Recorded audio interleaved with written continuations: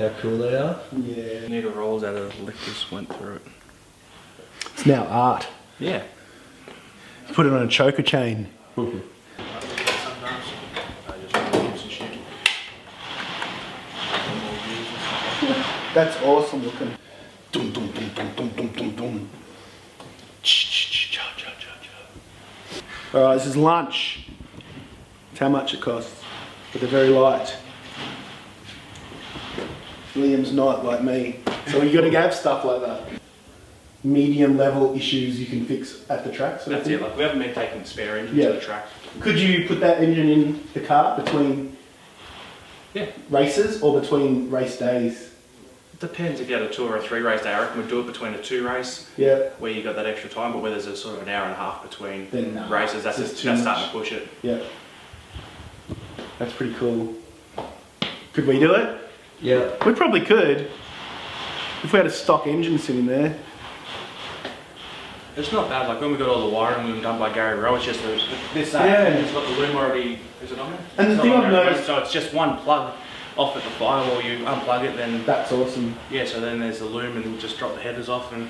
And sports sedans are kind of designed to be able to get to areas quickly, aren't they? Yeah. And they pull apart kind of thing. When you have a look at BMW, on the dashboard comes out, the windscreen comes out, and then you're basically working straight over the top of the engine and there's nothing in the way.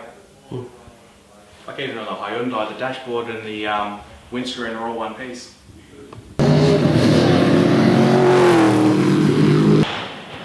Cool.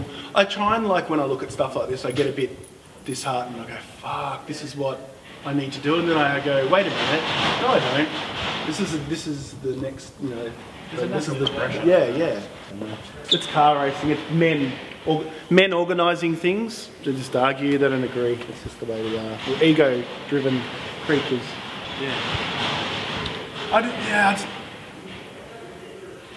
don't know, like and boxing of guards and stuff even, I'm curious to know why that's not okay, why they don't want it. Because you got like the 80s where they did the old proper box, you know, just whack on a sort of slab on the side of it and bog it up and it was a proper box guard, but now you've got box guards that are sort of, they're a bit of finesse to them, they're not just an ugly square-edged.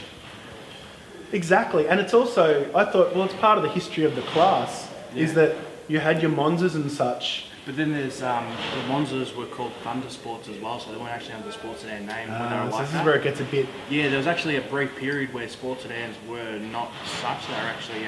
Because it was the GT... Yeah, that was when that Pantera ran. Yeah. Which I remember watching it race. Yeah, the white thing. Yeah, Winton. Wild looking car.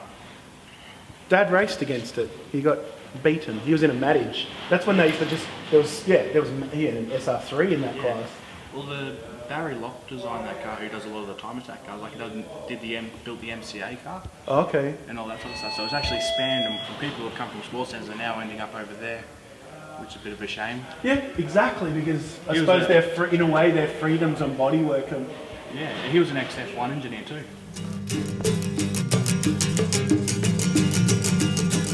Hard rod mama moving like a motorcycle devil in a ride. Hard rod mama moving like a motorcycle devil in a ride. Blown out of my mind, I can't keep up with the pace. Hard rod, ma. Don't show anyone that. We'll keep to ourselves. This car suits, what's his name? Brian.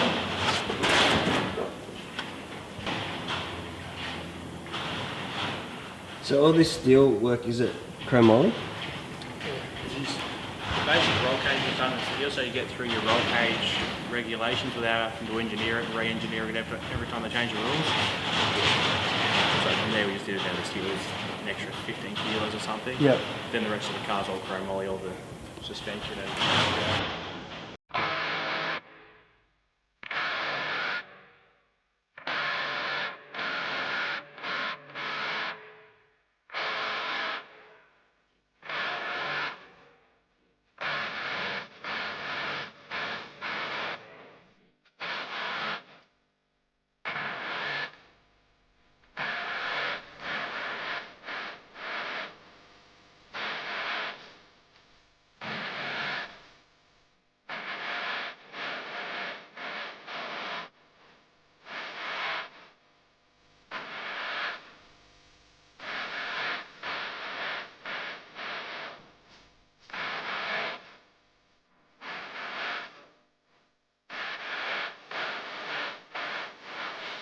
the evolution of something, it's like a sports sedan's evolution. Like with this car in particular, we started off building it as a sort of simplistic car.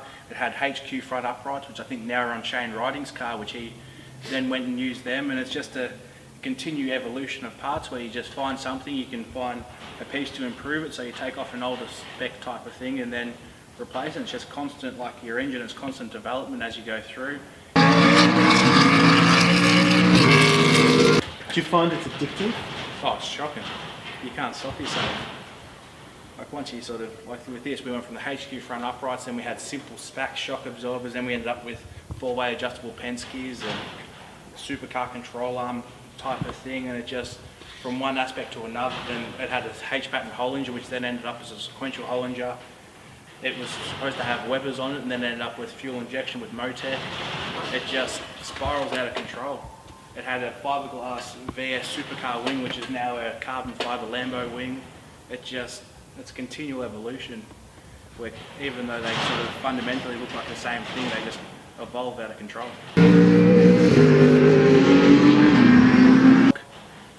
Fundamentally, you build two cars to get one, the way you evolve them.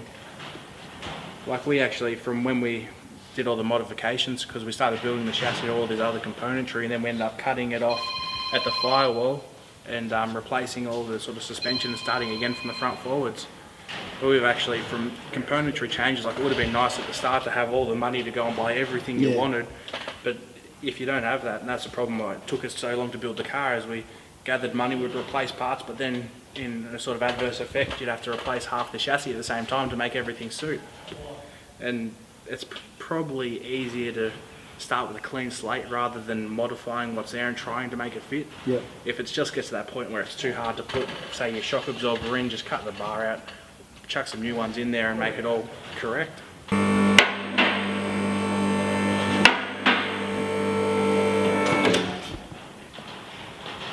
Which didn't sort of come to plan.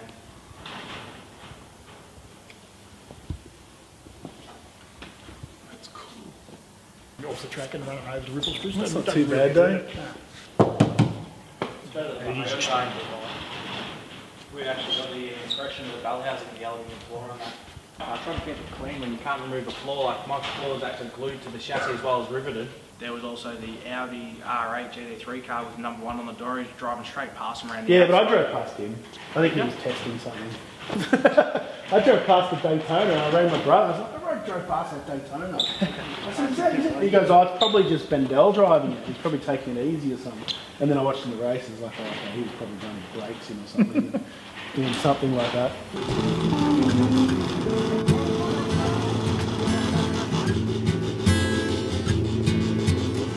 I'm not sure if there's a point to the story, but I'm going to tell it again. So many other people try to tell the tale, not one of them knows the end.